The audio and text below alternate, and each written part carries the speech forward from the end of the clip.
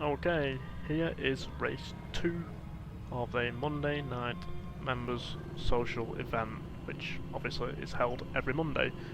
Now, this is a great comparison video because I'm in Kart 12 currently, and you can see straight away this is a very slidey kart.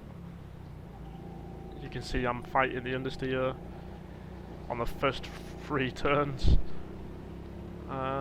So yeah, I already know this is going to be a good video, just because it's a total different kart to what I drove in part 1. You can just like see with your own eyes how much counter steering I'm having to do to keep this kart on the racing line. It's actually pretty mental how different this kart is in handling compared to the kart I had in race 1. The kart I had in race 1, can't remember what number it was, but it was probably one of the grippiest karts I have ever had.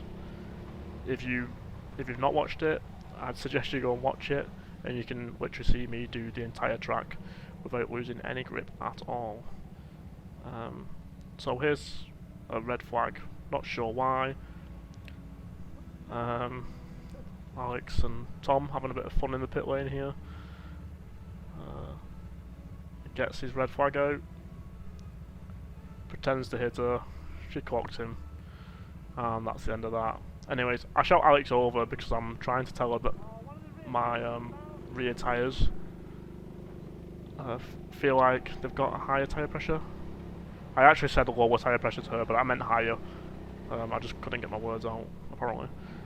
So yeah, getting lots of understeer everywhere. So, in terms of this car, and if I compare it to the car I had in race 1, I could actually leave my foot on the throttle a lot more in race 1. In this race alone, I had to lift so much more than I would ever lift, like ever. But why did I have to do that? Well, it's simple. If I didn't, I'd have lost grip everywhere, I'd have lost speed, my lap times would have been a lot worse. But no, this is why it's important to understand, almost understand the personality of the kart you're given. Every kart, in terms of lap times, somewhat similar. The only difference is in karts, and I hate seeing people bring in karts for some terrible reason, and the reason they bring in the kart is because they just don't know how to drive it. Like, straight up there, I said it. If you bring a kart in, like, and you bring one in like every race, it's just, you just can't adapt to the kart you're given, unfortunately. But if you can learn how to adapt, which I've kind of mastered, if I say so myself, you can do some great lap times in tricky to handle karts, which I do in this video. This race actually had a faster lap than the car in race 1, which is weird because if you compare both videos, this car was just very, very hard to control. There's literally no other way of me saying that. I'm not sure if the video does it justice, but if you watch my hand movements when I'm turning into hairpins, you can see I'm working a lot more to keep my car at bay. The person who crashed into that tyre wall there at the pit lane, now how did that happen? Well, I know for a fact he's come through that straight and he's pressed his brakes. He's pressed his brakes at speed and he's just spun out into the corner. Rule number 1 of racing go-karts, well, especially if it's indoor karts and it's not as grippy as outdoor karting, never like tap your brakes when you're going at speed. Never tap your brakes when turning into the corner. Only use your brakes to slow down before the corner. Yeah? If you tap your brakes into the corner, you will lose your back end, you will skid out, and if you tap your brakes on the main straight, which is here, you're going to skid out still. That's just, yeah, that's just how it works. So you can see I fight the understeer there, do a little jerk. This corner was ruining me the most, but that I kind of took that alright. And you can see again, I still lose my back end. I don't even know what lap I'm on now. I'm probably on lap 4 or 5. And the yellow flags and constant slowing my car down is just not benefiting me at this stage. I think towards the end of the race I'll probably do my fastest lap then, because after about lap 9 I might have a few laps where there's no disturbances and I might have no traffic, but I can't remember, so don't hold me up to that. This race was 4 days ago. You can see I always do my best to maximise my efficiency when I'm racing, like how close I get to every tyre wall, even this tyre wall here on this main straight. And we got another flag. Right, so we've got an amber flag here. The guy in front, I have no idea.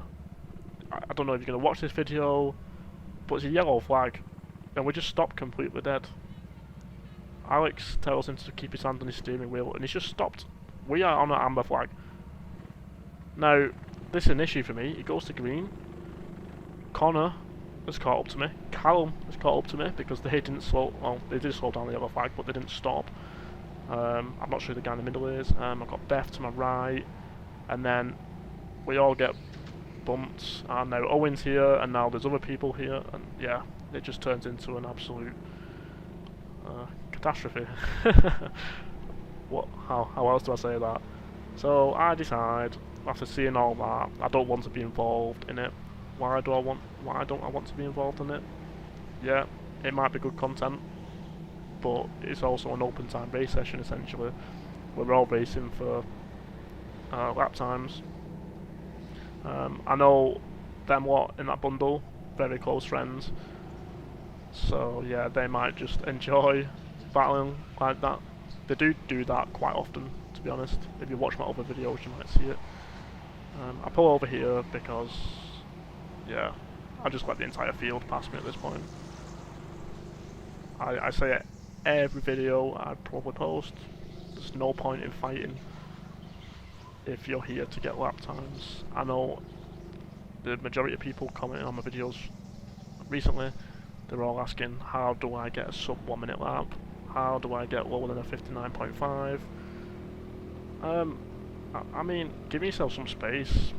Racing sessions like this, where you don't come across many, well, less experienced drivers, as I should say. This guy in this car clocks me, he just slows down, lets me past, that's fine.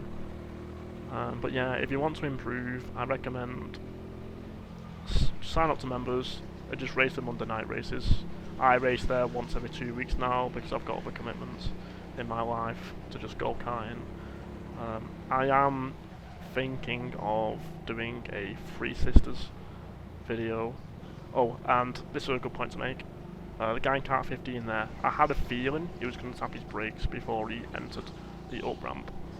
So I didn't stay aggressive on my normal race pace there. I backed off a little bit, having a feeling he might lose it a little bit, which he did.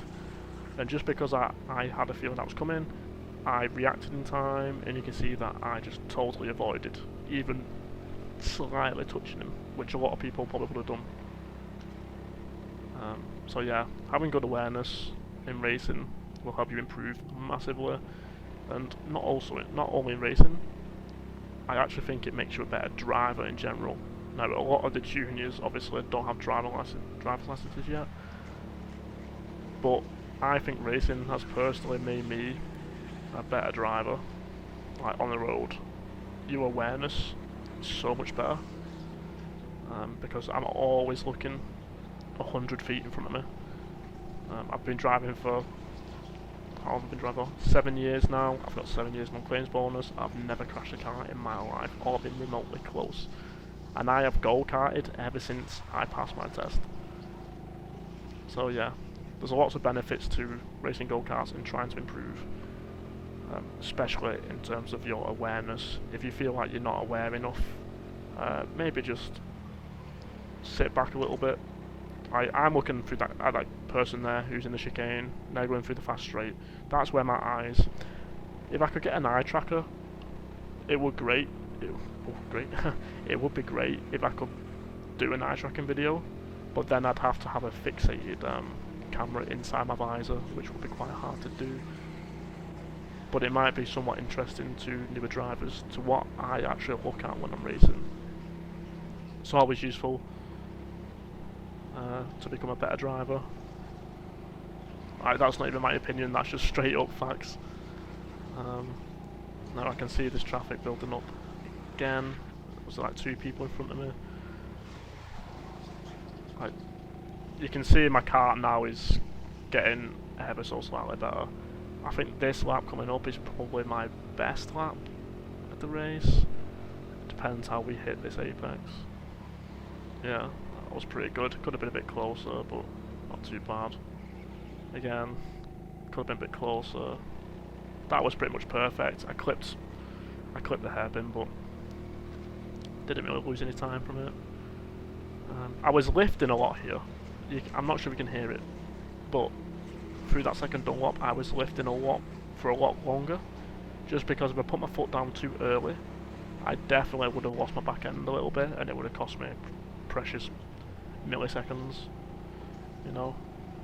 But again, this is why I say, if you can learn how to drive every type of car Teamsport throws at you, you will never really have a bad race, to be honest. The only people I would say could have more of an impact would be the like heavyweights, because in the heavyweight category, the thing that really lets like that category down is the acceleration out of a hairpin. Like this, for example, I can accelerate pretty much straight away. I can keep my foot down there. I don't lose any speed. Whereas someone who's a lot heavier than me might. And then if you get a car that's grippy, that would benefit the heavy person more. But if you get a slidey kart like this one, this would be a terrible kart for a heavyweight. Mark my words. So I'm not even sure what lap we're on here. This might be lap 11 or 12. I just know that I will end up catching this person up maybe the next lap. It's really hard to tell how fast everyone's going. I do feel like maybe some other people joined our race in this second race, because I definitely didn't see like a few of these drivers in the first race. When I came off, I think 2 people was doing 70-second laps or something, like 2 drivers, but I definitely didn't see that in race 1. Like, it's not really an issue because I'm only ever gonna have to overtake those people once every 5 laps. There's a lot of fighting going on here, fighting steering wheels, taking interesting lines. I slowed down. Yeah, I just decide I want to keep the heat in my tyres, which is pointless because a yellow flag comes out, and yeah, not sure how this one happened, but it happened. This guy waved me past. Now, just remember people, yellow flags, you shouldn't really overtake.